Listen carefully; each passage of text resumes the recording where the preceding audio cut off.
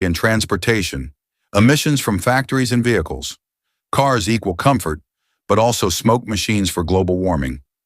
Burning fossil fuels, oil, gas, coal, the OG villains of climate change. Role of greenhouse gases, our main troublemakers: carbon dioxide, methane, and nitrous oxide. These gases act like clingy exes. They don't leave, and they trap heat around Earth. That's the greenhouse effect. Imagine Earth inside a greenhouse, but instead of flowers, we're growing problems. Impact global warming.